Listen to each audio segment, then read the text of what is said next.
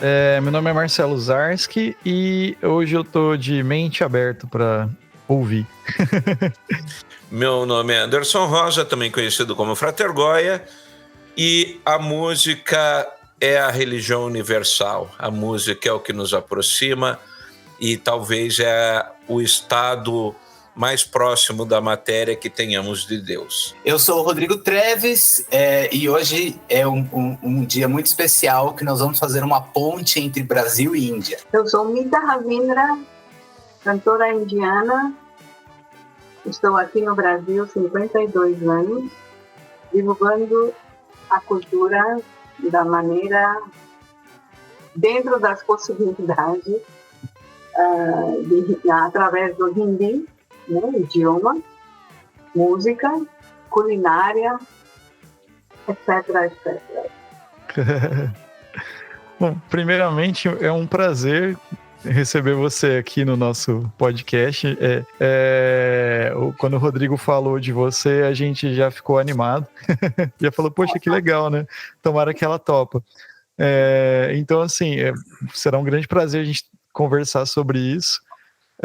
Sobre o teu trabalho, né?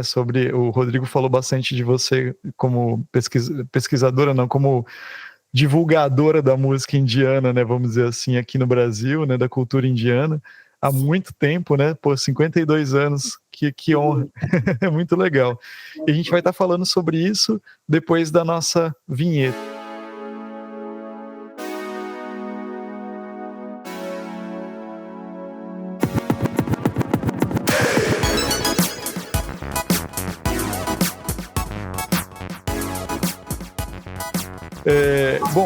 Rodrigo, eu acho que como você é a nossa ponte com a Mita, eu acho que nada mais justo do que você começar esse assunto, né? Puxar essa conversa com ela e jogando na roda de conversa para a gente trocar essas ideias aqui. Eu já vou avisar o ouvinte que eu teria que sair mais cedo hoje, infelizmente. Mas eu vou ficar o máximo que eu puder e quero ouvir, como eu falei no começo, estou de cabeça aberta para ouvir e aprender o máximo que eu puder, beleza? Manda ver. Ótimo. Não, é um prazer, assim, incrível, né? É uma coincidência e um privilégio a gente poder bater esse papo aqui hoje. Porque, enfim, a música indiana é um patrimônio musical, um conhecimento musical incrível, absurdo, e acho que como talvez todos nós, a gente teve contato, talvez o primeiro contato com a música indiana foi com os Beatles, né? Então lá no Rubber Soul, né, e quando no Norwegian Wood, né, que o George Harrison botou aquela cítara lá e virou o rock do avesso, né? Todas as bandas depois tiveram alguma inserção de música indiana, os Rolling Stones, nossa, a lista é praticamente todo mundo. Aqui no Brasil também Mutantes, tem Cítara na Balada do Louco, que é um clássico brasileiro fantástico. Então essa oportunidade que a gente está tendo aqui hoje de conversar com a Mita é de fato assim, algo histórico da preservação da nossa relação, que sempre foi muito boa, a relação do Brasil e da Índia. Então eu gostaria de começar e passar a palavra para a Mita, para ela contar para nós um pouco da trajetória dela, né, como ela aprendeu música, e enfim, passo a palavra para a Mita sem mais delongas. Bom, antes de começar, namastê, eu venero vocês, quer dizer, e é uma honra de estar aqui com vocês, falando da minha trajetória. Sempre quis, né, fazer desse tipo de reunião para falar sobre a cultura, como começa numa criança indiana,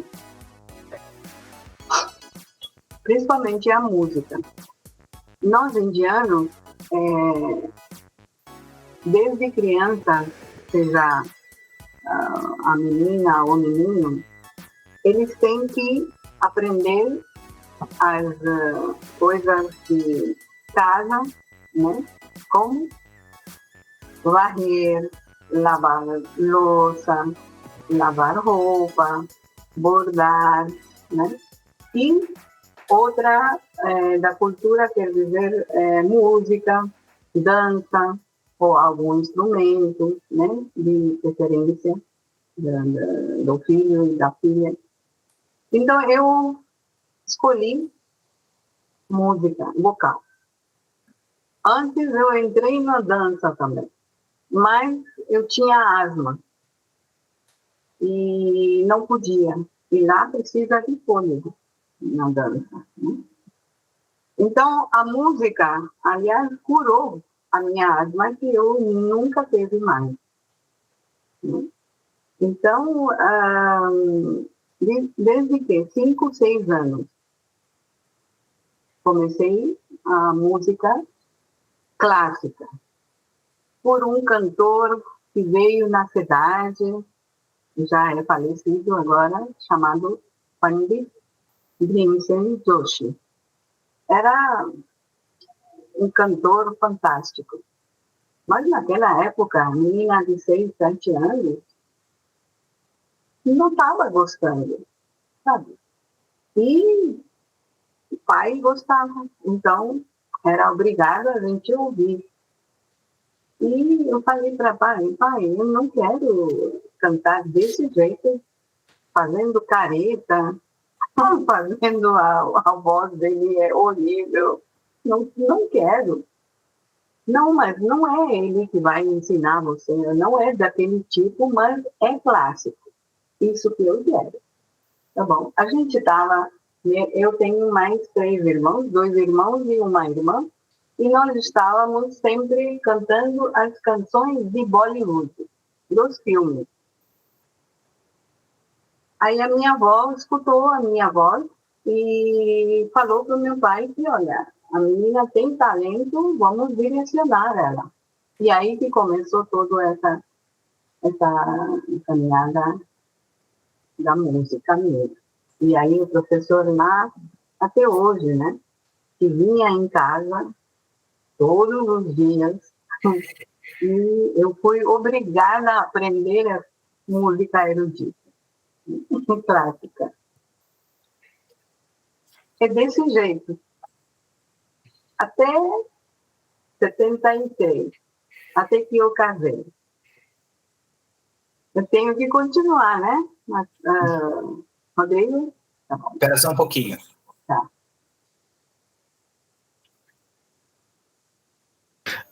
Deixa eu só perguntar uma coisinha, Mita. Quando você fala da música clássica, é a música clássica indiana, é isso, né? Indiana. E como que seria isso? Você pode falar um pouquinho mais disso pra gente, assim? Que até pra gente entender um pouquinho como funciona, assim, sabe? Certo. Música indiana, clássica indiana, ela tem todas essas notas que vocês têm aqui, né? 12 notas, 7 normais e 5, tendo 4 bemóis e 1 sustenido. E a escala é assim, ascendente, descendente de uma escala. Existe mais de 800 escalas. A gente, nessa vida, se a gente ganha 5 escalas e cantada bem feito, tocada bem feito, basta. Porque não dá para cantar toda, né? Para bacharelado, a gente tinha que preparar 60 escalas. Porque a gente não sabia, o professor, qual escala que ele vai perguntar para a gente, que qual é ascendente, descendente, qual é o trecho fixo dele para adivinhar qual escala que está sendo tocada. Entendeu? Então, lá, eles antigamente não anunciavam o nome de nada. O público tinha que adivinhar. Uau! Entendeu? Mas agora não, agora já anuncia, né? Para não deixar na dilema, será que é, será que não é?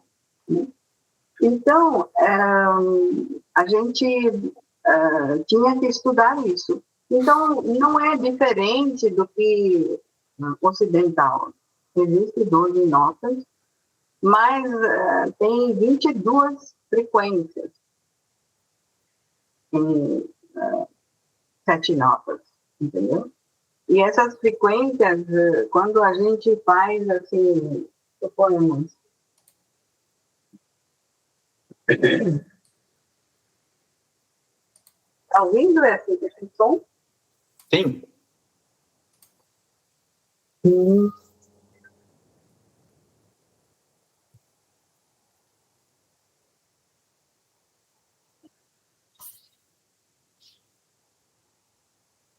Essa nota que está sendo tocada é Lá bemol, que é a própria minha voz, né?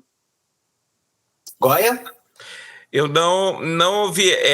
Eu acho que na configuração de áudio dela está para cortar o som de fundo. Ah, sim. Deixa eu ver se altera aqui. Como que altera aqui? Desabilitar o cancelamento de ruído. Você pode fazer no harmônio? Demonstrar para a gente no harmônio? Certo.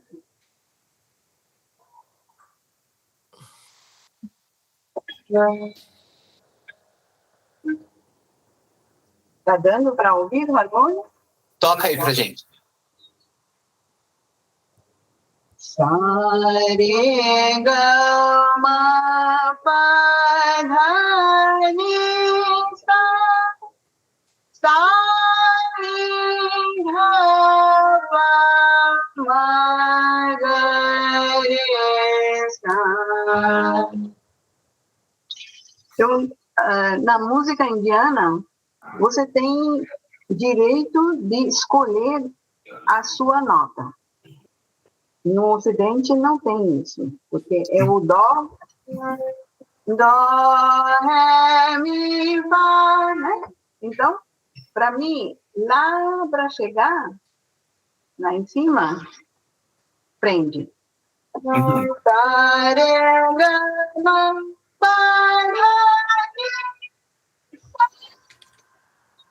Aí eu tenho que usar falsete.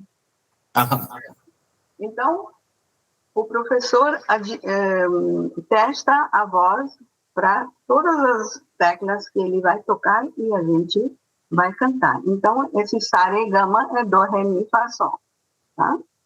Então, para mim, era sempre si bemol ou lá bemol. Sim. Né? Então, é dó natural daqui, ocidental, e assim, lá bemol.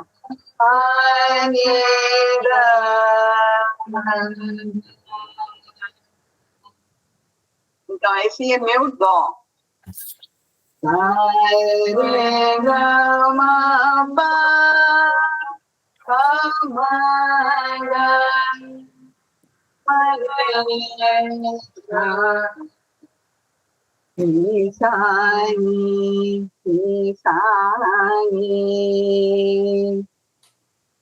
Ni, dha, sa, re, ga,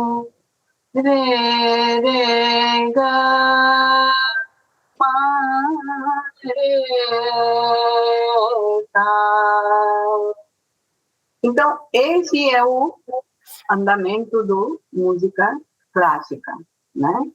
Entender as notas, entender o arranjo, né, da escala, e tem as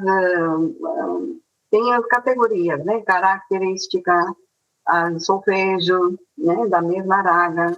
Então, tem 4 ou 5 coisas que a gente tem que entender isso, que é um pouquinho complexo. Mas então, só a importância que tem o fato de você conseguir construir uma ponte de tradução entre a nomenclatura da música indiana com a da música ocidental que nós temos aqui, só isso já é algo fantástico. Isso é uma coisa que a gente tem que divulgar, assim, para todo mundo, porque essa ponte, essa tradução, vai auxiliar demais os músicos, né? Para a gente entender melhor essa linguagem musical universal.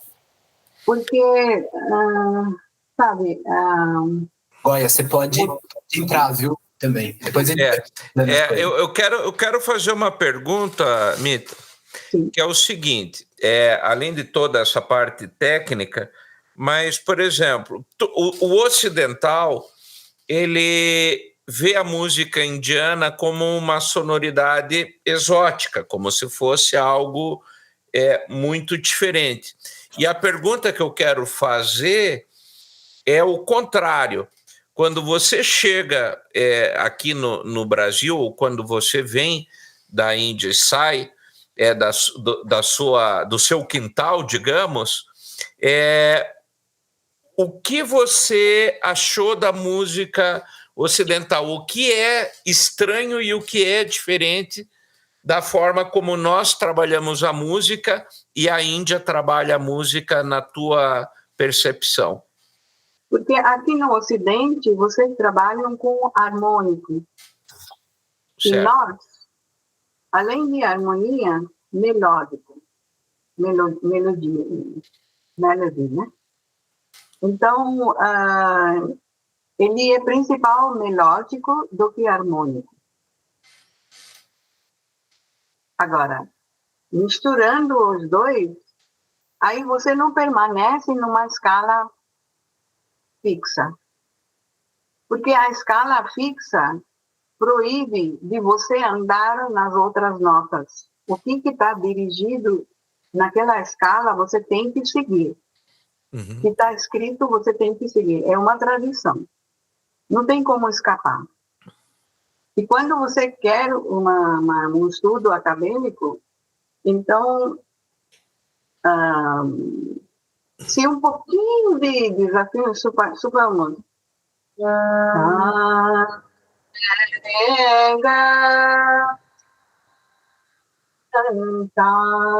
que tem umas escalas pentatônicas,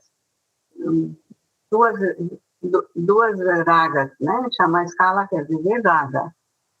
Então tem sa, re, ga, pa, dha, sa, dha, pa, ga, re, sa. Agora a outra, tá? Mesma coisa, mas tem pouso lá no dha. Dha quer dizer dó, ré, mi, sol, lá. Então tem pouso nessa aqui. Lá, sol. Então é que ele chama desca. Dó, ré, mi, sol, lá. Mi, lá, sol.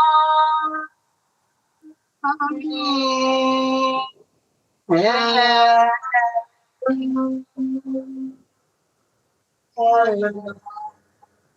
Muito deslize, como falei, melódica. Então, esse deslize, não é que a gente não canta aquela nota. Suponhamos dó, ré, mi. Então, dó, ré, tem que acariciar a nota. Dó, ré, mi. Mas você quer atingir precisamente naquela nota. E ou mi, que é principal nessa raga, né? Sa, re, ga, re, sa. Eu acho que, não sei, eu respondi a sua pergunta, acho que não. Qual que era, Anderson? A minha pergunta é justamente o que você achou de diferente no som ocidental? O som ocidental é assim, eles não têm essa onda. Ele não tem essa nuance.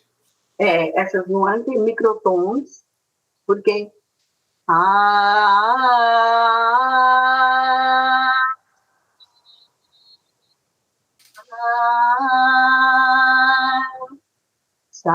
re, ga, sa, ga, re, Você vê, eu deslizei um pouco, mas eu errei. Então, esse erro é fatal. Quem está aprendendo música clássica. E aqui não tem essa regra. Muitas vezes que como se chama, orquestras que eu ouvi, não me pergunta os nomes, que eu não sei, mas quando tem alguns eventos assim que eu gosto de ouvir. Então, às vezes, o clarinete ou cello tem que tirar aquela nota e não consegue exatamente chegar naquele ponto, né? Aquela frequência, né? Então, isso me ficava um pouquinho... Como essa canção do Caetano que eu fiz no meu CD chamado Tua Poesia, Minha Melodia. Então, tem só músicas brasileiras lá. E uma música do Caetano Veloso é o canto de um povo de um lugar. Que todo dia só levanta e a gente canta só de todo dia. Então, ele estava cantando porque ele estava falando sobre 3 períodos do dia. Então, de manhã, à tarde e à noite. Quer dizer, tarde, pôr do sol, nascer do sol e à noite, quando a lua mansa. Então, eu falei, por que não a gente pode inverter isso na ragas? Em raga da manhã, raga da tarde e raga da noite. E foi uma tentativa, né? Muito boa. Eu gostei. Aliás, eu consegui cantar em português. Era uma vitória para mim. Porque, sabe, quando eu cheguei aqui, inglês eu não gosto, falo a verdade. Inglês não gosto. A gente tinha uma matéria de inglês também, mas não. Isso me prejudicava naquela época. Agora não tem problema, mas naquela época, para ir a algum lugar, então eu ficava tímida. Puxa, aí sabe inglês? Eu não sei. Então, mas não sei. Agora, português, não sei. Qual é a afinidade que eu tinha, não tem como eu explicar. Parecia, sabe, a língua que tem sonoridade. Sim. Entendeu? Tem que você consegue, né, expressar.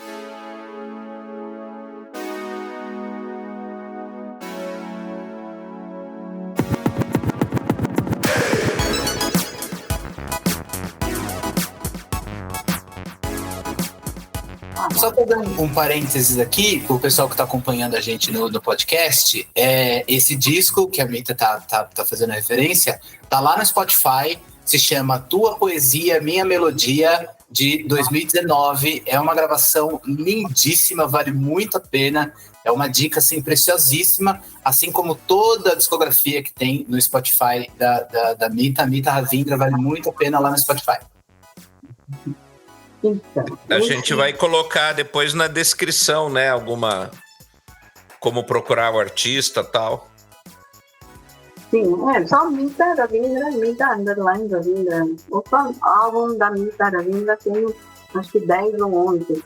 Total tem 16 obras minhas, mas eu coloquei no Spotify aquele que me interessava. Então deixa eu fazer vou contar um pedacinho aqui da minha história e como que eu cheguei, como que eu conheci esses discos da Mita, né? Eu tive contato, bom, como a gente estava falando, né? Depois dos Beatles, como eu me apaixonei pelos Beatles e fiquei bitomaníaco, eu quis conhecer mais também do trabalho do Ravi Shankar, né? Que foi professor do George Harrison, e me apaixonei por música indiana e passei pesquisando e comprando muitos álbuns de música indiana. E eu me deparei com um disco que ainda hoje e talvez para sempre será um dos meus favoritos, que é um disco que se chama Prashanti, que é de 2009, também está lá no Spotify. E eu gostaria de aproveitar essa oportunidade para você contar para a gente um pouquinho desse álbum, da forma como você grava, né? Como você faz essa gravação, porque o álbum é um primor, assim, um primor de musicalidade, de timbre, de produção e principalmente as frases dos músicos, né? Que você trabalhou. Eu gostaria que você contasse para a gente um pouquinho de como é a forma como você produz os seus álbuns e esse Prashanti Então, Prashanti foi um CD que eu decidi gravar lá na Índia. Não levei material, o que eu vou gravar, quais músicas que eu vou gravar, porque ele é direcionado Satya Sai Baba. Agora vem a parte da espiritualidade, também vai vir aqui um pouco, né, da devoção. Eu tenho uma filha nos Estados Unidos e ela não estava engravidando. Isso foi em 99 ou 2000. Eu estava lá e estava preocupada que será, né, da minha filha, isso, aquilo, ela tem que fazer tratamento, tudo isso. Aí, nesse momento, eu tinha programado de visitar o templo do Satya Sai Baba lá no Bangalore. E consegui o darshan, né, a visão dele lá no templo. E lá, quando a gente vê uma imagem ou um santo, então a gente, na cabeça, o que vem? É algum pedido, né? A gente faz algum pedido. Então, eu pedi para ele que, por favor, dê resultado para minha filha, para engravidar. E eu fiquei lá, acho que uma semana. E todos os dias a gente ia lá, ele ficava lá, a gente escutava as bhajans, né, as canções devocionais dirigidas a ele, tudo. Então, toda essa devoção, desde acordar até dormir. E aí, na minha cabeça, tudo isso. Olha, uma semana, eu teve a notícia dela que ela está grávida. Puxa vida, não acreditava. Aí que eu fiquei na procura de algumas músicas direcionadas a ele, ou alguns livros, alguma coisa assim, para eu levar no meu professor quando eu saísse lá de Bangalore para lugar de gravação. E falei, aí na procura achei, fui, e aí falei para o meu professor que eu quero essa canção para gravar. Que tinha tudo a ver com gravidez, quer dizer, esse desejo que eu tinha foi cumprido. E tem essas letras que perfeitamente está casando. Então, e aí foi aí depois outras músicas, né, direcionadas a ele. Então, todo o CD é da devoção ao Sai Baba, né, particularmente para isso. Até quando eu fui outra vez, eu deixei lá, a gente não tinha como mandar, né? Então tinha caixa, tem que fazer alguma doação. Então esse e outro é Bhajan Govinda, primeiro CD. Eu fiz a doação. Então assim que foi gravado. E deixa eu te perguntar, já que você entrou nessa área, eu sou professor de Tai Chi Chuan, e na medicina tradicional chinesa nós aprendemos, né, que tudo é energia, tudo é Qi, tudo é energia, né? Na cultura indiana é o prana, se não me engano, né?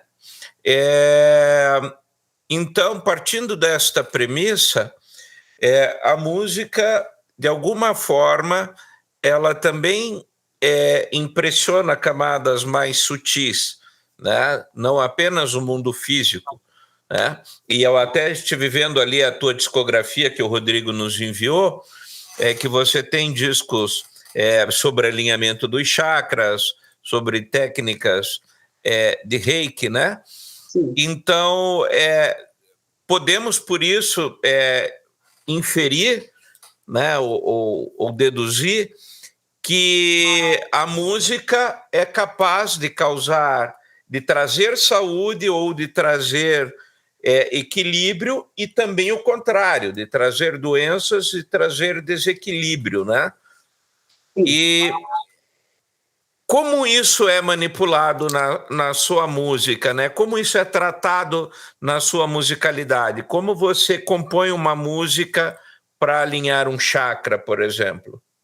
Porque a música, ela em si não traz doença, a não ser quando está querendo cantar mantra. Mantra não é uma fórmula que você canta e ele vai fazer o efeito. Não.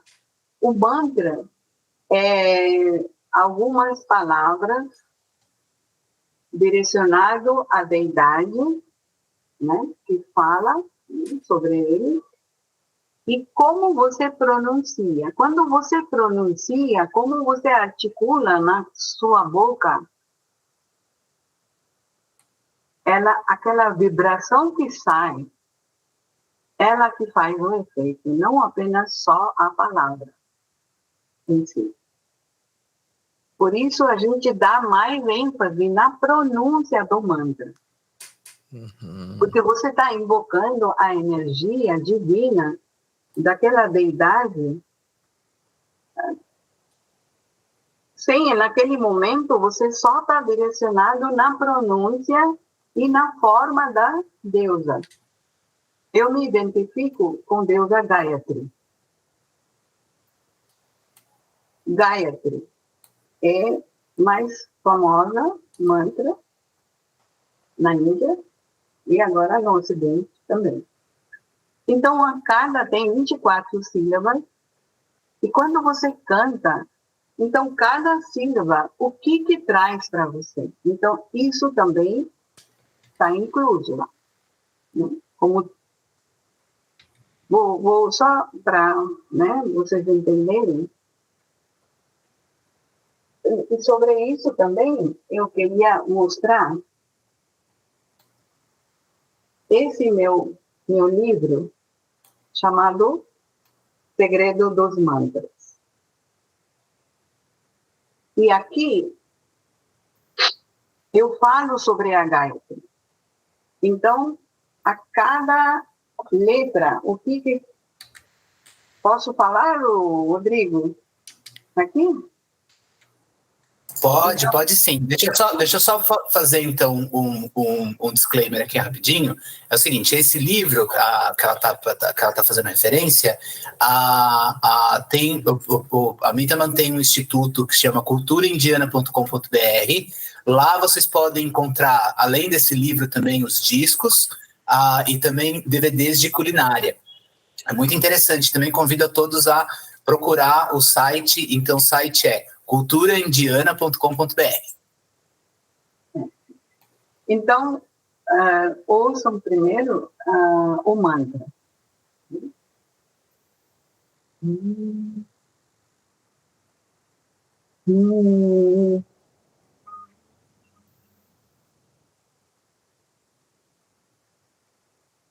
Om Bhurbhuva Swaha Tatsaviturvarenyam Bhargo Devasya Dhimahi Dhiyo Yonah Prachodayat. Mais uma vez. Om Bhurbhuva Swaha तत्सवितुर्वरेण्यं भर्गो देवस्य धीमहि धियो यो नः प्रचोदयात्.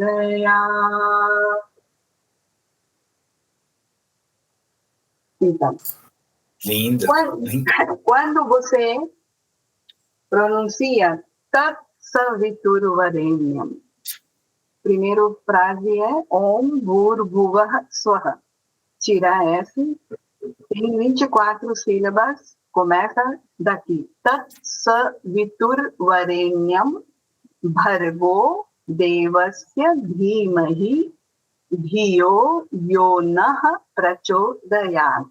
Então, tem essas 24. Então, qual é a qualidade dessas qualificações, dessas palavras que você está adquirindo dentro de você? Por isso, você faz as repetições 28 vezes ou milhares de vezes. Tem uma história também atrás, depois eu falo. Então, o T quer dizer sucesso, triunfo. S quer dizer esforço, empenho.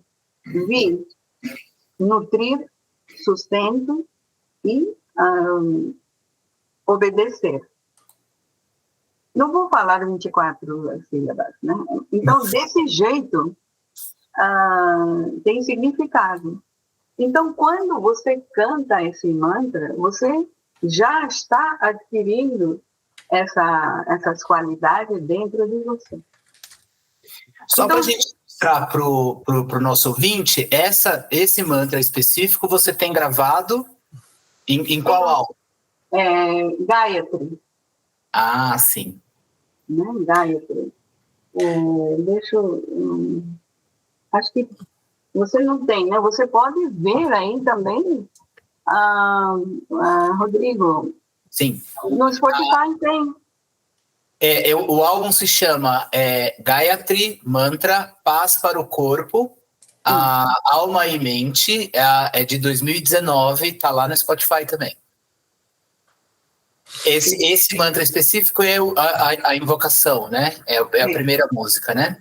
Invocação e só direcionado a Gayatri. Então, o que tem nesse CD? É a invocação com alguns mantras e a gente fala que eu 108 vezes. Né? Então, é difícil a pessoa fazer a conta. Tem, como que fala? O terço, né? Sim. Então, difícil. Aí, ou você dá atenção na pronúncia, quem não é indiano, ou quem é ocidental, não importa. Os indianos também não é que vão falar bem. Não dá para usar um japamala para contar? Então, esse japamala, exatamente, falou certo. Então, esse japamala, para não ter esse trabalho, eu fiz esses 108 vezes. Também tem história atrás que o 108 eu dei para uma pessoa para contar. Tirei o meu, né, japamala e dei, olha, 108, porque aí não quero me distrair. Eu quero. E naquela época não tinha aquele Ctrl+C, Ctrl+V. Não tinha no estúdio, né? Então, não, a gente pega e faz o patch lá. Então, ele errou na conta. Aí veio outra pessoa, pediu que eu faça. Errou também. Assim, 5 vezes, num calor de 40 graus, no estúdio. Uau! Eu cantei esse 5 vezes, não, 108 vezes 5. Aí, na sexta vez que aí eu peguei a japamala, não dá para mim que eu mesma vou contar. Porque não tinha como fazer esse Ctrl+C, Ctrl+V, sabe? Uhum. Então, se eu errei no 16º, aí eu tinha que cantar tudo de novo. Aí, desse jeito, ficou gravado. Que incrível. Mas foi muito bom, muito bom. Viu, Mita? E daí, pelo que você está contando, cada mantra é uma fórmula. Porque cada sílaba ela produz uma determinada vibração, uma determinada emanação. Sim. Né? E, portanto, ele é como se fosse uma fórmula cantada. Cantada ou recitada, né? Porque existem várias maneiras de cantar o mantra, né? Então, a métrica, né? A métrica Sim. É esse. Om Bhurvhuva Swaha Tat Savitur Varenyam Bhargo Devasya Dhimahi Dhiyo Yonah Prachodayat. Esse pode dividir entre 4 pedaços, ou em 3 pedaços, ou cantar numa respiração o todo. Então, quando você canta devagar, é diferente. Está fazendo uma penitência ou sadhana que fala, então você pode cantar o jeito que você quer. Mas quando você quer fazer, supomos uma penitência que é 3 vezes ao dia. Então, de manhã, meio-dia e aí, antes de dormir. Então, aí, pegou o Japamala e Om Bhurvhuva Swaha Tat Savitur Varenyam Bhargo Devasya Dhimahi Dhiyo Yonah Prachodayat. Om Bhurvhuva Swaha. Desse jeito. Pode falar também, mas prestando atenção na métrica. E daí, mas pelo que você está dizendo, agora eu me preocupo com o pessoal que faz mantra do jeito que bem entende. Neste caso, a pessoa poderia ter algum efeito não desejado ou Sim. efeito nenhum, correto? Porque ele não está fazendo o mantra como deveria, ele está apenas fazendo uma... Repetindo para repetir. Isso. Mas essa sempre foi minha preocupação. Porque quando os alunos vêm, não, eu quero aprender mantra. Sim, mas tem que entender antes o que é o mantra. Qual mantra que você quer? O que você canta como mantra? Então, tem tantos erros, Anderson, que até dá dó, entendeu? Porque aí a pessoa desestimula, entendeu? Desestimula. Por quê? Porque se você não canta o certo, a pronúncia, ela pode fazer o outro efeito, entendeu? Porque é uma língua sânscrita, é uma língua sagrada. Então, Sim. O sânscrito é uma coisa que numa frase de 3 palavras, ela já diz que tem uma redação de 10 linhas. Né? Então, por isso, essa é a preocupação. E o mantra, a gente não canta no público. Quando você faz a oração, então essa oração, você não vai na Praça da República, você não está cantando Om Bhurvhuva, porque lá tem vários tipos de energia no público. Não sei que energia que você vai pegar, né? E você está protegida, porque quando a gente canta a mantra corretamente, você cria uma aura em cima de você para proteger. Porque a energia está em todos os lugares, né? Em todos os ambientes. Então, como que a gente tem que proteger com essa energia? A gente não sabe se é positiva ou negativa. Então, a gente tem que se proteger. Por isso, é proibido cantar o mantra, principalmente esse de Mahamrityunjaya mantra do Shiva e outros, né? Não pode. Agora, tem os derivados dos mantras, como Om Namah Shivaya. Eu saúdo o Shiva. Então, esse foi Om Namah Shivaya, Om Namah Shivaya, Har Har Bole, Namah Shivaya, Namah Shivaya, Om Namah Shivaya, Har Har Bole, Namah Shivaya, Om Namah Shivaya. Agora, esse é livre. Então, tem que escolher alguns mantras que são livres, são de domínio público, e esses também, que é proibido, são de domínio público, mas não deve cantar. Isso é orientação dos sadhus, dos rishis, dos sábios, sabe? Então, não pode fazer. Mita, esse mantra que você invocou agora, esse está no... Namah Shivaya. Om Namah Shivaya? Ele está gravado em qual álbum? Com essa melodia, não. Tem no Mantra Sons Cósmicos. Mantra Sons Cósmicos. Lá tem, na segunda faixa, mantras diversos. Perfeito, é verdade. Agora eu reconheci, tá certo. Então, esse disco também, para quem está acompanhando a gente, essa é outra dica interessantíssima também. Esse disco é fabuloso, Mantras Sons Cósmicos, lá no Spotify da Mita, disco de 2009, fantástico. Então, a primeira faixa são os mantras, Vidya Mantra, mantra semente dos chakras que estão gravados. Lam, Vam, Ram, Yam, Ham, Om e o Alapi. Porque o sétimo não tem uma sílaba.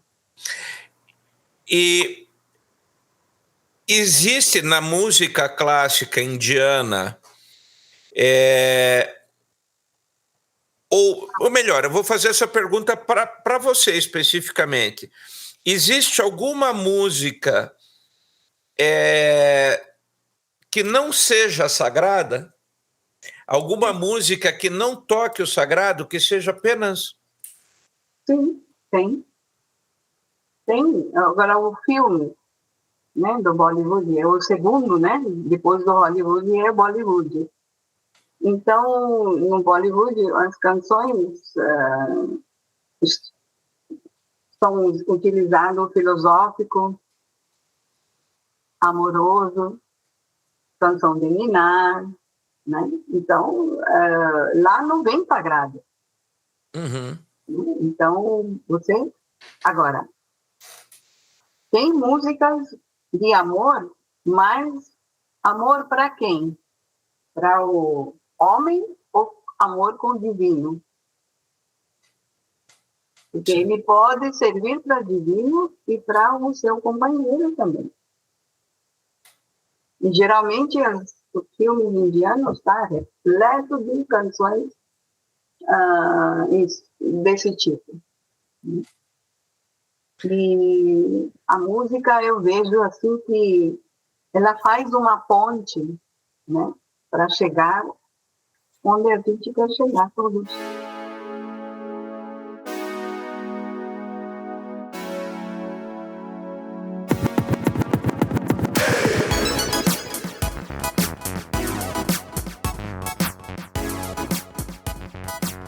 Eu só queria falar, né, que eu vou ter que sair. Eu tinha avisado o Goya que eu vou ter que sair um pouco antes hoje, né? Tá muito legal a conversa, tá bem bacana, eu tô curtindo muito, mas infelizmente eu não vou conseguir ficar até o final. Mas depois eu que edito, eu vou ouvir tudo depois de novo. Mas eu queria colocar algumas coisas que eu tava percebendo enquanto você tava falando, Mita, que voltava um pouquinho lá no começo também, você cantou agora um pouquinho, um trecho do mantra, e quando o Anderson perguntou sobre a diferença que você vê da música ocidental para a música, né, da sua cultura indiana, que tem, tem os microtons, né, e essas frequências diferentes, fica bem claro isso quando você executa ela, quando você canta, né? Quando você tá falando. E esse tipo de sonoridade, eu acho que é muito encantador para mim, sabe? Eu acho muito diferente isso. Tem eu gosto muito de música instrumental, né? Eu componho também, tudo. Geralmente o meu trabalho de composição, ele é bem... ele não é espiritual, mas ele é bem subjetivo e coisas que eu tô vivendo sempre, sabe? Eu converso bastante disso com o pessoal e tal. E tem um músico que eu gosto de ouvir, que ele não é necessariamente, ele tem a cultura indiana nele, mas eu não sei se ele é indiano, que chama-se Ibrahim Malouf, que ele é um trompetista, e o trompete dele, ele é o trompete microtonal. Ele consegue tocar escalas com frequências microtonais, e na hora dele tocar, improvisar e criar as coisas, é muito interessante a sonoridade, sabe? Então, só queria colocar, tipo assim, é uma sonoridade que me mexe comigo de um jeito muito diferente, muito específico, assim. Quando o Rodrigo colocou os Beatles, né, o próprio George Harrison, depois na carreira solo dele, e outros grupos de rock, né, que misturam um pouco dessa música indiana com a música, né, com o rock, vamos dizer assim, com a música popular ocidental, sempre me atraiu. Tem uma banda que eu gosto muito chamada Kula Shaker. Eu não sei o que significa, não sei como é que é. Eles são britânicos, uma banda dos anos 90. Depois eu vou mandar pro Rodrigo e ele passa para você, assim. Eles misturam algumas coisas de música indiana, de instrumentos e nas letras também, sabe? Isso sempre me atraiu bastante, sempre achei muito bacana. Eu só queria colocar isso antes de eu sair, que eu precisava falar isso de alguma forma para deixar minha deixa aqui. Mais uma vez, muito obrigado, Mita. Gostaria de ficar até o final, mas não vou conseguir hoje. Goya e Rodrigo, muito obrigado sempre pelo convite, né, de vocês, por estarmos juntos aqui. E um abraço para quem está ouvindo aqui. E um prazer te conhecer, Mita. Já tô seguindo você no Instagram, já entrei no seu site, já vi que tem um monte de coisa legal e já salvei alguns discos para mim ouvir no Spotify. Muito obrigada. Prazer foi meu. Eu que agradeço, gente. Eu gostaria, não é só essa entrevista que a gente está dando, mas no futuro, se tiver ouvir alguma oportunidade de gravar, né, alguma música ou uma fusão, né, eu sempre estou pronto. Eu gosto, porque além de gostar da língua brasileira, tenho esse conhecimento, então eu gostaria de contribuir nessa minha, né, participação para o Brasil. Eu já fico à disposição também. Já me coloco. A ponte nossa é o Rodrigo. Através do Rodrigo a gente vai. Então, todos nós vamos fazer isso acontecer, sim. Vamos produzir alguma coisa. Legal entre o Brasil e a Índia. Sim. Gente, muito obrigado. Prazer. Eu vou saindo. Um beijo para todo mundo, tá bom? Beijo. Até. Mita, então deixa eu aproveitar um pouquinho mais esse seu lado.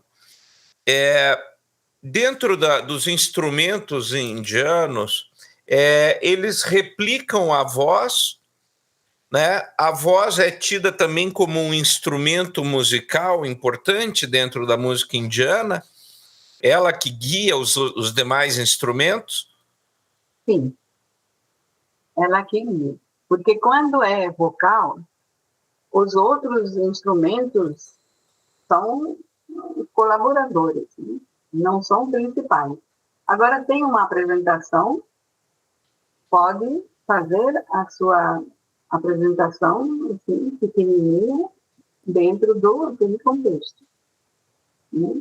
Mas importante no vocal é o instrumento das cordas vocais. Ele é mais importante. E aí aquelas harpas, aqueles instrumentos, eu não sei o nome de todos os instrumentos, eles buscam tá sempre como acompanhamento, né? Sim, acompanhamento, exatamente. Para essa voz, né?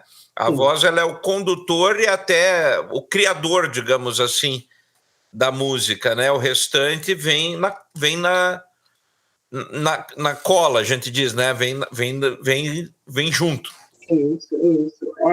São citar, violino, sarangue, o que mais? Tabla, harmônio, né? E tambura tem que estar. Porque tambura é um instrumento de atabaque, né? Que ela é trabalhada em fábricas, né? Na Índia, numa cidade, é famosa por causa desse instrumento. E lá tem um cabo comprido que tem 4 cordas, né? E aí quando a gente toca ela, quando ela é afinada, então ela ressoa, né? Que fala. Uhum. Então, ela, por causa do vácuo, né? Então, ela soa as notas. E esse instrumento que eu tenho aqui, em compacto, né?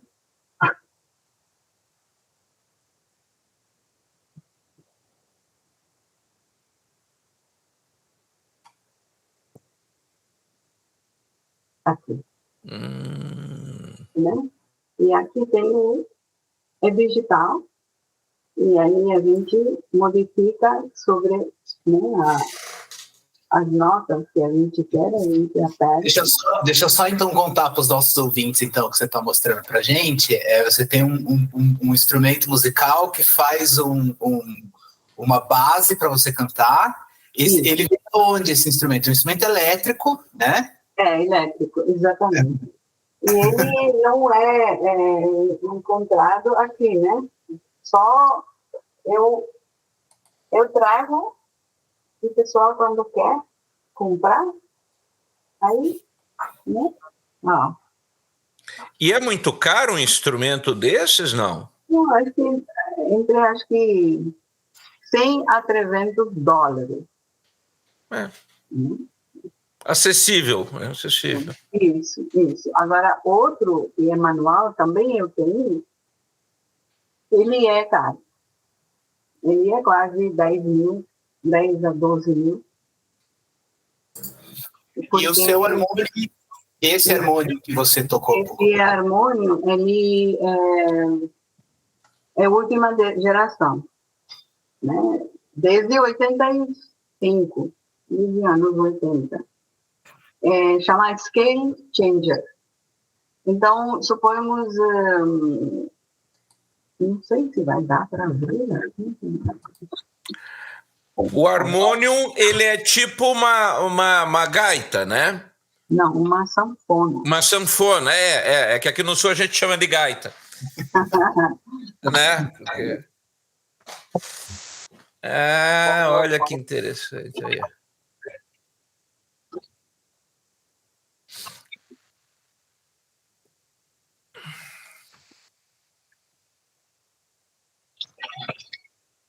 Olha lá.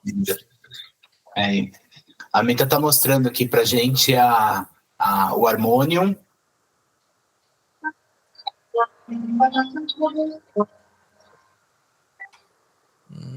Então, aqui tem, dá para ver a fole.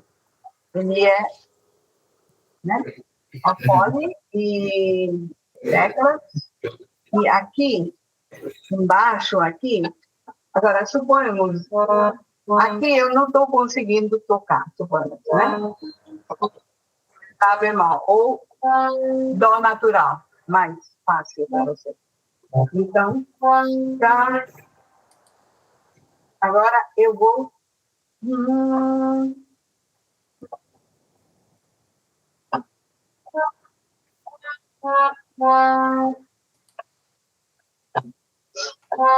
Então, o dó natural que estava aqui, eu estou tocando aqui. Interessante.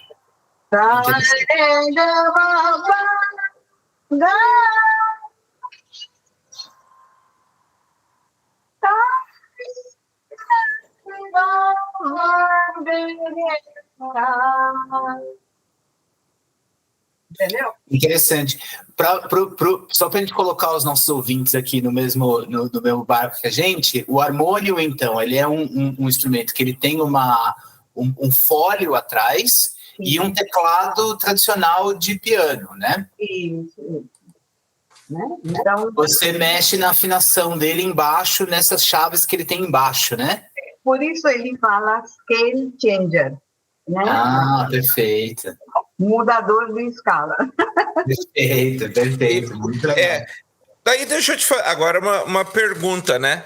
Que eu estou aqui pensando, você está falando e eu fico pirando a cabeça aqui. Mas, por exemplo, para mim é interessante porque ele é classicamente um instrumento de sopro. Esse? Né?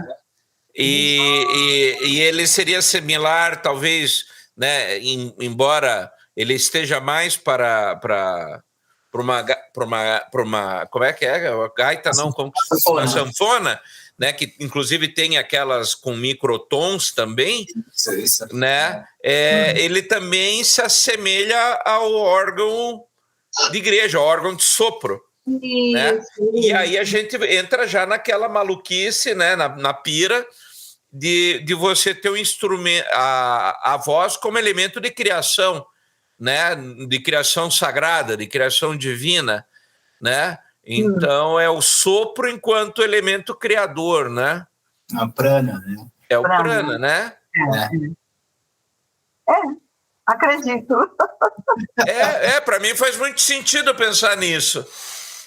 Até porque se você vai mexendo, que nem eu vi você ali mexendo nesse fólio atrás, naturalmente a sua respiração começa em algum ponto a sincronizar com este movimento.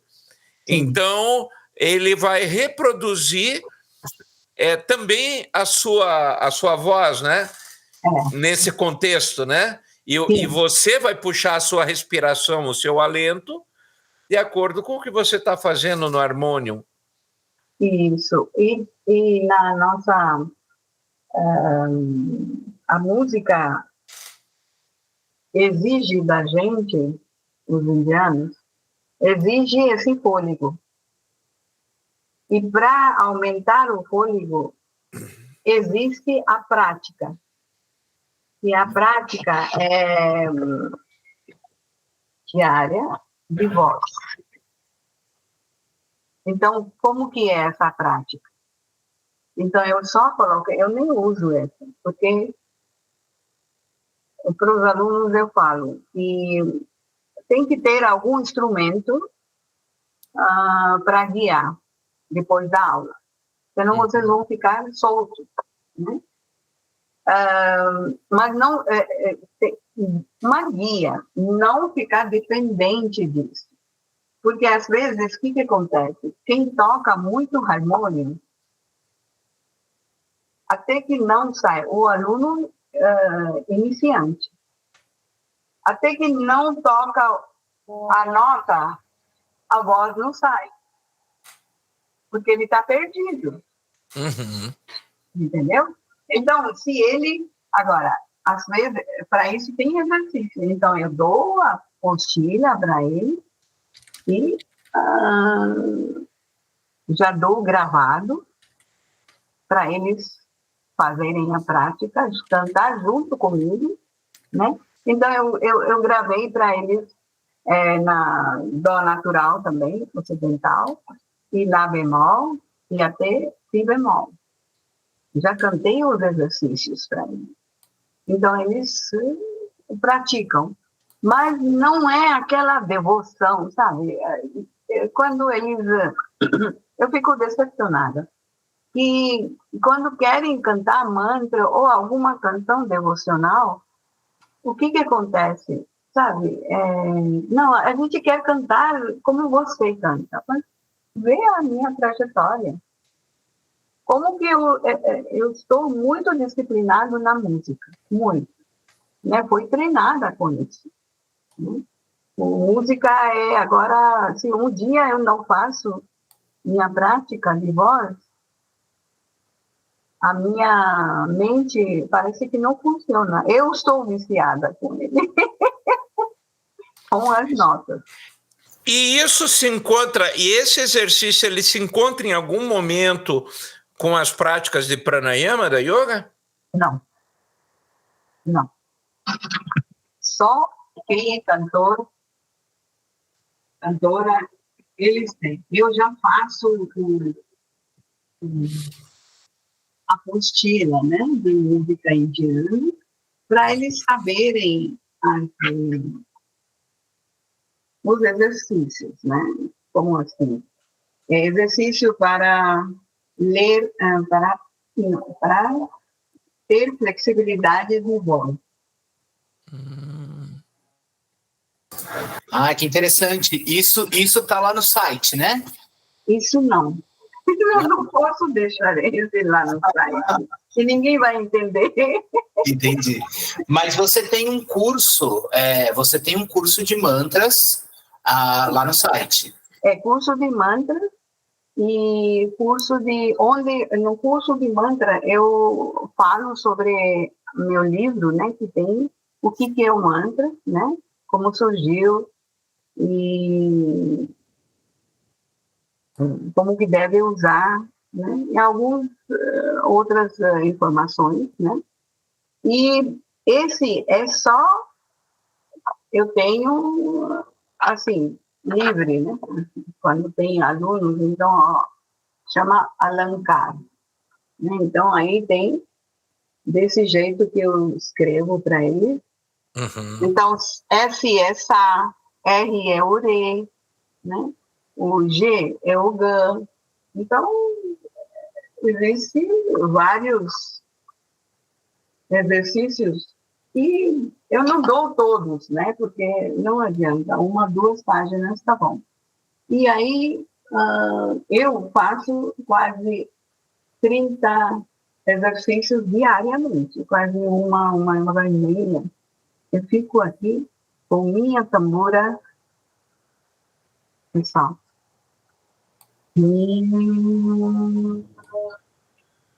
E eu tenho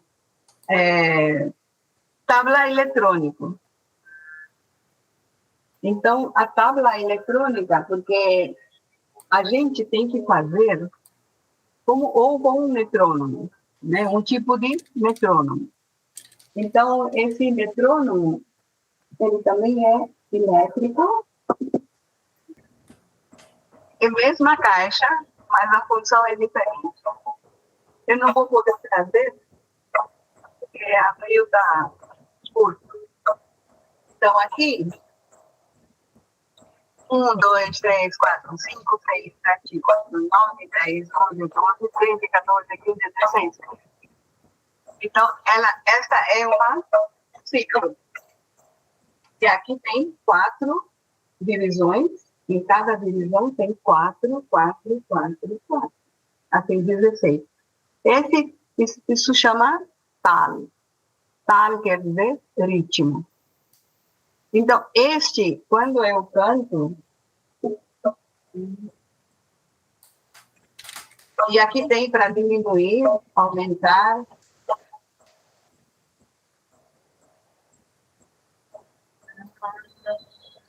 Sare ga ma pa dha ni sa, sare ga pa ma ga re sa, sa re re ga ga ma pa pa dha la ni ni sa, sa ga ni ni dha la pa pa ma ma ga ga re re sa sa.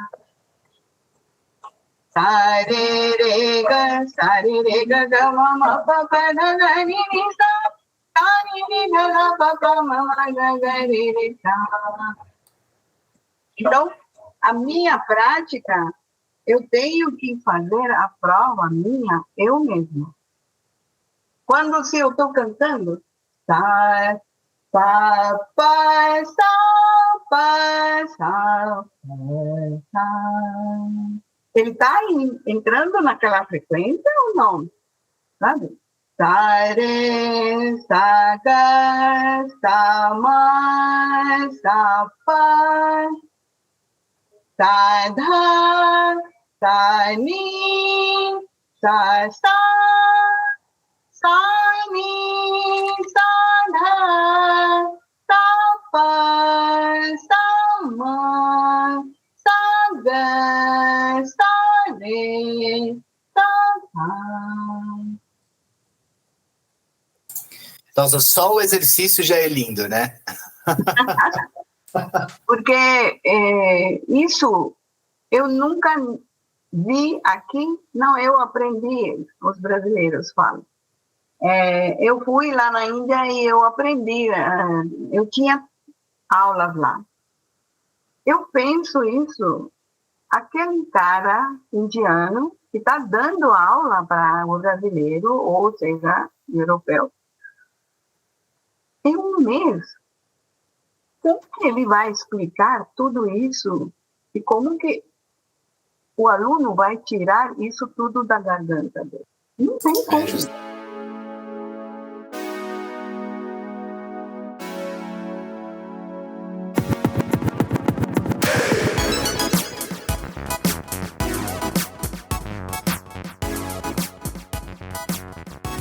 É um conhecimento riquíssimo, né? É uma faculdade, poderia ser uma optativa na faculdade de música, né?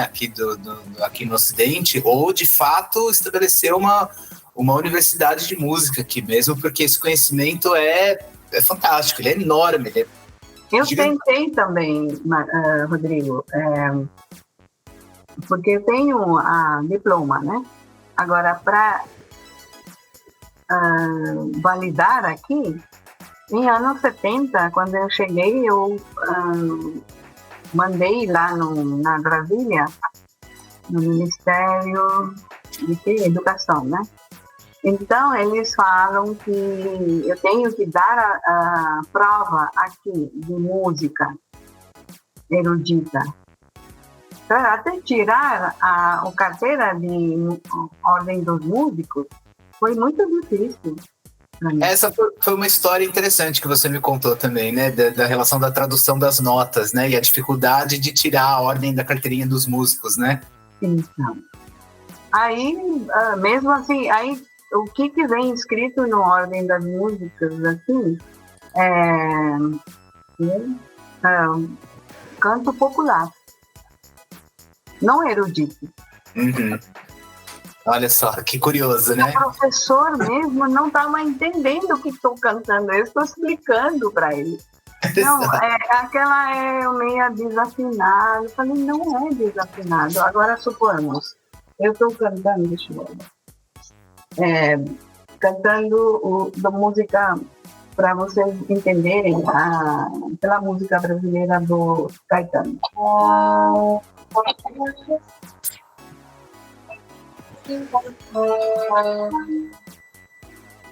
Então, ele fala a parte da manhã. Então, a raga da manhã que eu estou utilizando aqui, o natural dele é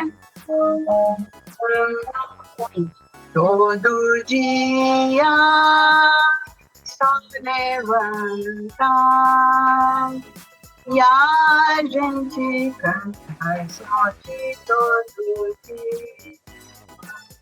Eu estou cantando meio devagar para entender, tá? Então, essa é a melodia do Caetano. Agora, eu todo dia só levanta e a gente canta só de todo dia.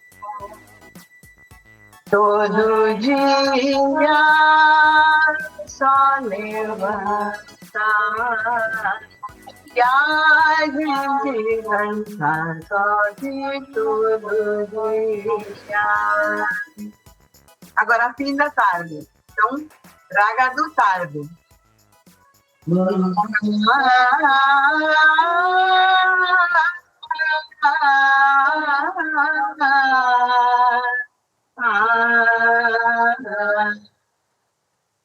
Linda tarde, terra agora, e a gente chora porque fim da tarde.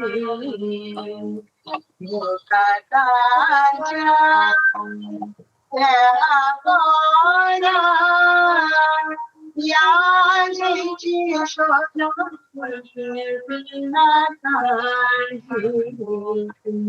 Agora, à noite.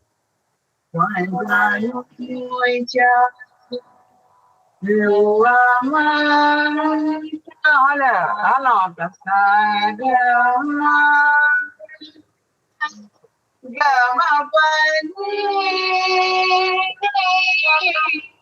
panina,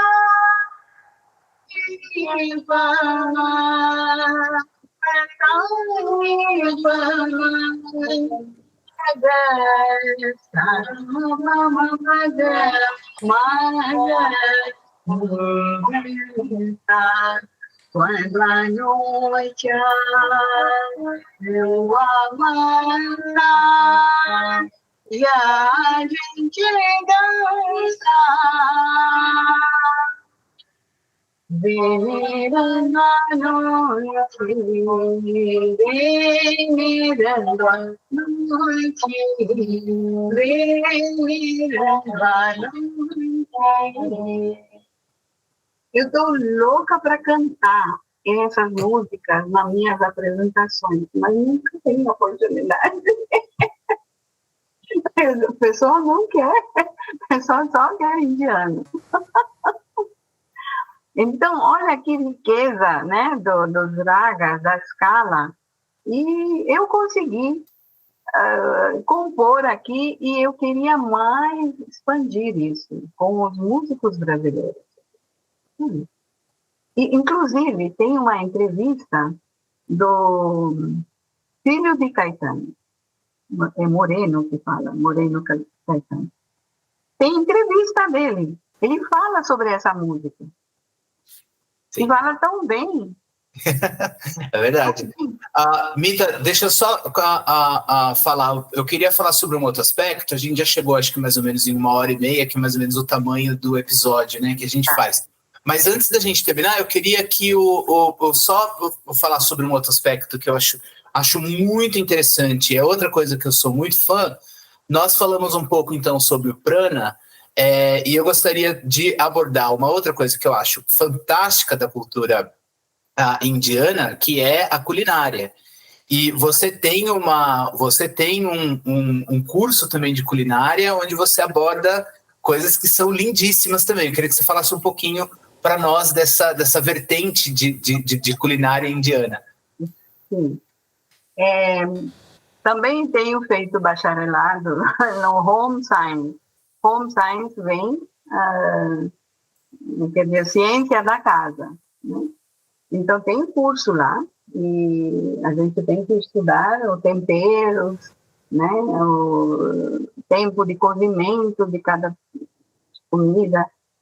E então eu não aprendi numa escola, eu aprendi dentro de casa, né? A minha mãe era senhora de culinária, sabe? Então ele é assim, a culinária indiana, para cada casa que você vai tem um tempero diferente, né? E tem alguns temperos que formam o garam masala. O garam quer dizer quente, masala quer dizer tempero. Então, um tempero quente. Então, esse tempero, em cada casa, é um sabor diferente. Se você vai... tem alguns alunos, né, que já tinham comprado lá na Índia, nas lojas, esse garam masala pronto, né? Eu não sou de favor, mas para ele era útil. Então, o que era? Não é segredo, não tem segredo. É só coentro, cominho, né? Canela em pau, o louro, né? Pimenta do reino, Tudo isso e cardamom, né? E tem mais outros temperos que dá essa mistura que chama garam masala. A culinária indiana, ela não é como uma regra como na comida francesa, entendeu? Então, você pode cozinhar tranquilamente, entendeu? Além de música, eu não cozinhava nada em casa. Não cozinhava. Porque meu pai queria... Não, você não vai ficar na cozinha. Você é cantora. A minha mãe ficava brigando comigo. Não, o marido dela, quando ela vai casar, vai o quê? Vai viver de prana, por acaso? Então, ela tem que aprender a cozinhar. Então, ela sempre, quando cozinhava, a gente cortava os legumes e tal, a gente via. Então, isso tudo está gravado na minha mente. E isso, todos os dias eu faço comida indiana em casa. Então, essa também faz parte da nossa, sabe, além de música, culinária também é minha... Não vou dizer especialidade, mas eu já incorporei isso. Não é que o feijão eu adoro do brasileiro, mas tem carne, lógico. Eu sou vegetariana. Então, mas o feijão, tá bom. Vamos mudar o sabor dela, né?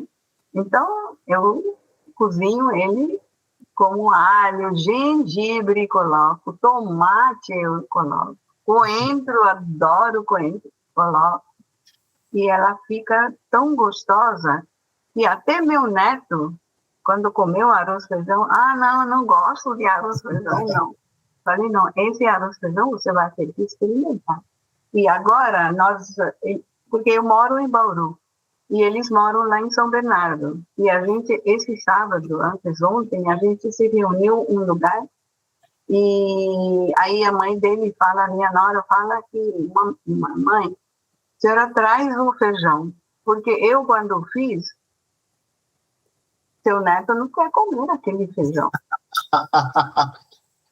Então eu fiz, congelei, e aí 1, 2, 3, 4 quilos eu levei. Olha, eu acho que é uma sorte, uma conexão incrível que a gente conseguiu estabelecer aqui hoje. A Mita, a gente talvez tocou a ponta do iceberg do conhecimento que ela tem aqui para nos trazer, para nos dar.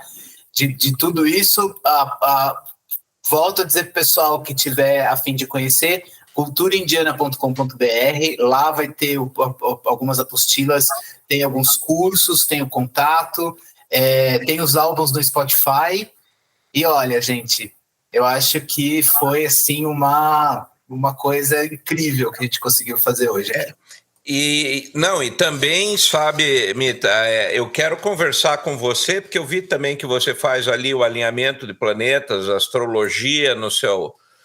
Né, na página do Centro de Cultura, vi que você tem essa parte da culinária que também interessa bastante, e que você tem também as cerimônias védicas, né? Eu gostaria que você, antes da gente se despedir oficialmente, que você falasse um pouquinho também desses outros trabalhos, porque eu entendo que isso é um todo, né, que permeia.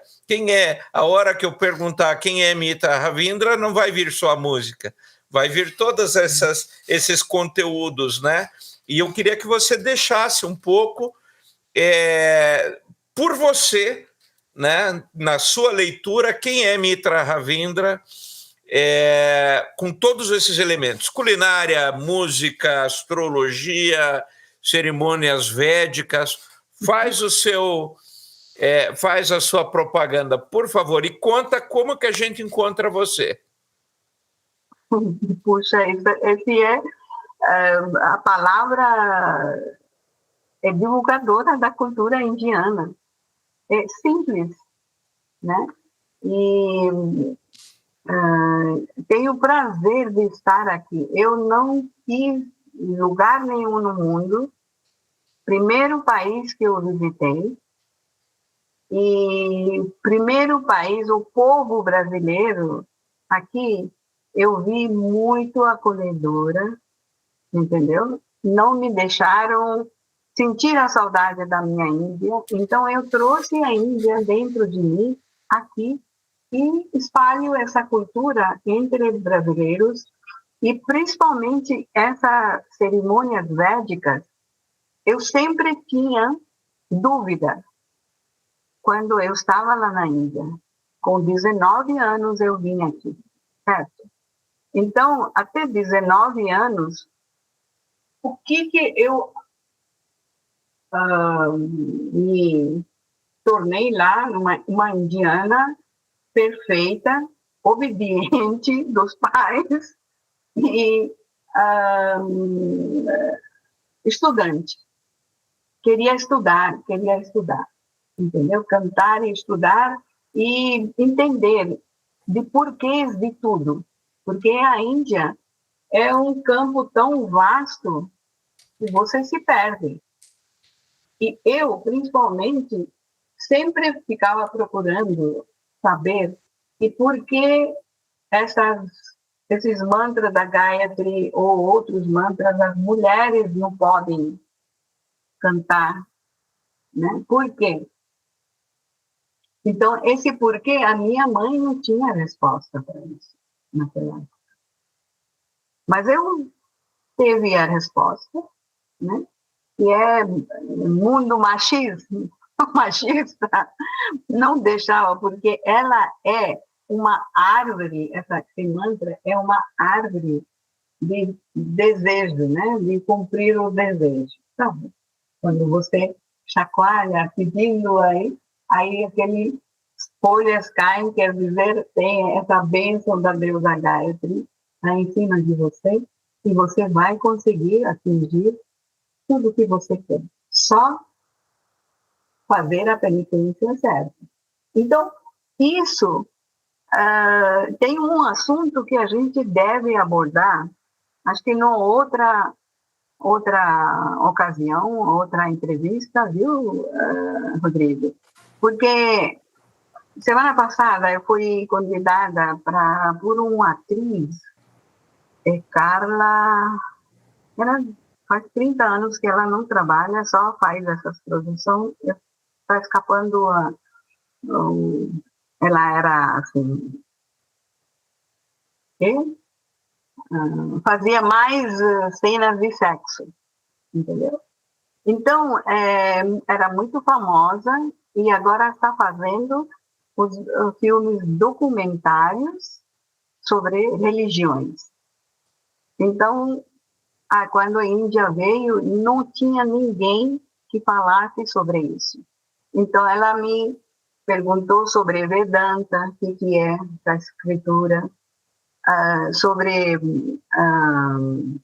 dotes, sobre viúvas, sobre as mulheres que jogavam naquela pira onde tem cremando o marido dela, então ela não tinha motivo para viver, então ela se jogava, né?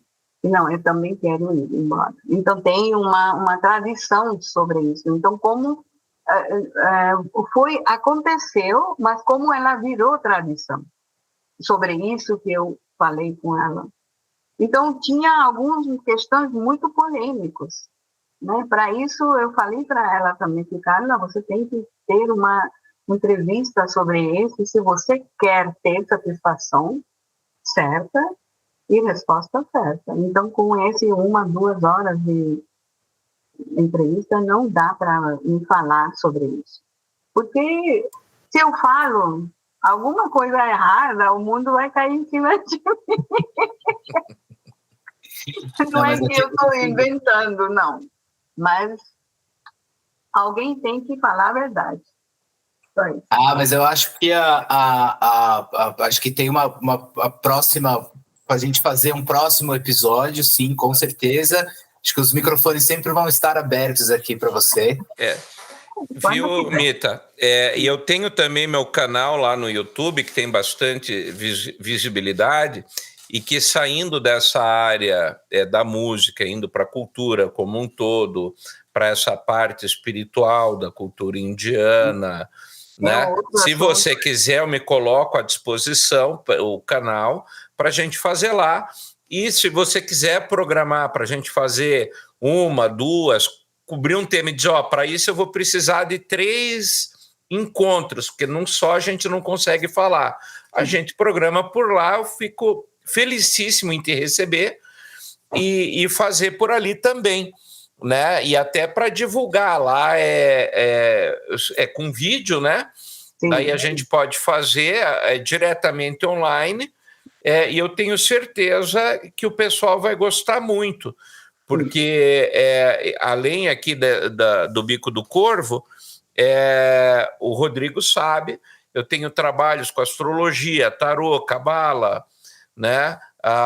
Com a própria cultura chinesa, então, só que aí isso eu separo do Bico do Corvo. O Bico a gente deixa mais para essa área de música e cultura em geral, e aí lá eu faço essa parte mais voltada para o lado espiritual, né? Sim. Então fica aqui já o convite aberto aqui para você estar presente lá, e quando você for fazer algum evento, alguma coisa, pode vir também aqui no Bico do Corvo e por lá. Você pode fazer nos 2 lugares, que será uma honra para a gente divulgar o seu trabalho. Durante aqui a nossa conversa, eu fiquei impressionado com a sua profundidade, né? E a vastidão do seu conhecimento. É muito pouco, viu, Anderson? O que eu vivi, experienciei, né? Isso que eu vou falar. Não é que eu fui para uma escola para aprender isso, não. A necessidade me deixou aprender o que eu estou falando. Então, o que eu estou falando? Só falei porque política eu não conheço, né? Aliás, eu nasci na família de políticos. Meu avô, pai do meu pai, era médico do Mahatma Gandhi. Entendeu? Uau. Então, e nessa independência, né, da Índia, ele foi várias vezes com Gandhi nas prisões e as manifestações que eles faziam, ele estava sempre presente. Então, meu pai, meu tio, todos são os congressistas na política, mas nunca entrei, nunca quis saber, porque não é meu assunto, entendeu? Mas as outras coisas, né? Essas questões polêmicas que chocam, né, um pouco. Então, antes de virar a tradição, e por que virou tradição? Então, sobre isso que a gente pode conversar. Isso é importantíssimo. Claro. Exatamente. Então, isso com o meu conhecimento que eu tenho, só um pouquinho, eu gostaria de participar, compartilhar. Entendeu? Será um prazer para a gente abrir esse canal para você. Agora, eu não vou falar que o Anderson me chama aí para essa reunião ou a entrevista, não. Quando vocês quiserem, porque eu me dedico mais na música e nas minhas aulas de idioma, hindi, né, que eu tenho alunos, e online todos. Então, eu estou muito engajada nisso, né, e às vezes parece fazer essas cerimônias védicas, às vezes casamento, às vezes nascimento, às vezes morte, né? Então, toda essa cerimônia eu me aprofundei e os mantras de cada cerimônia são diferentes. Então, quando eu apresento, supomos um casamento, quase 30 casamentos eu devo ter feito aqui. Então, esses mantras, esses passos, o que quer dizer? Então, isso eu traduzi em português. Então, quando eu faço o casamento, ou eu faço alguma coisa funeral, ou nascimento de uma criança, eu levo minha tradutora junto. Então, eu tenho uma página dos mantras, ela tem as mesmas páginas com tradução. Então, para o povo entender, público entender. E isso que tinha falta naquela época, que eu gostaria, mas veio um sacerdote, ele fez a cerimônia, vai embora. Mas o que trata essa cerimônia? O que diz? Me fala. Entendeu? Então, isso tudo me levou para entender melhor e explicar melhor, né? Às vezes, eu, quando tinha 14, 15 anos, na aldeia do Mahatma Gandhi, né, chamada Sevagram, lá que eu nasci, e lá tinha uma faculdade de medicina, e tinha um ashram do Mahatma Gandhi, então tinha muitos estrangeiros vinham. E lá naquela estrada mesmo tinha a minha faculdade. Então, quando eu voltava para casa, se eu via com pele branca e cabelo ruivo, eu ficava atrás dele e perguntava, vocês sabem sobre a cultura indiana? Não, então vem na minha casa que eu vou mostrar. Eu levava eles, a minha mãe me xingava, para quê? Então, essa vontade eu sempre teve, entendeu? E, graças a Deus... É uma ponte enorme que está sendo construída há anos, né? Isso é de um valor, assim, inestimável. Inestimável. Bom, acho que as minhas preces estão frutiferando. Tá bom? Bom, eu vou finalizar aqui a gravação, mas eu peço que vocês aguardem para a gente conversar um pouquinho mais ainda. Então, em nome do Marcelo, em nome do programa, do podcast No Bico do Corvo, eu queria agradecer a sua presença, a presença do Rodrigo, que indicou e fez esse contato, né, e que sempre é valioso. Todas as pessoas que vêm até o Bico do Corvo acabam fazendo parte de uma grande família, porque para a gente é muito importante o contato. Mais do que qualquer coisa, o contato acho que é essencial. Então, eu queria agradecer e me despedir aqui também dos nossos ouvintes, né? Vai ficar um episódio enorme, mas que vale a pena ser ouvido até o final, porque cada momento dele tem um pequeno ensinamento para você aproveitar, né? Então, é isso. Eu me despeço aqui e vamos encerrar aqui a gravação. Eu também agradeço, Rodrigo, Anderson, que me deram essa oportunidade de expressar os meus sentimentos, né? E falar a verdade da cultura, né? Porque quando vem da Índia as imagens ou alguma notícia, vem meio deturpada. Então, para esclarecer, né? Isso que seria muito bom e agradeço essa oportunidade mesmo. Estava na procura e as minhas preces foram ouvidas. Muito obrigada, muito obrigada. Tá aí.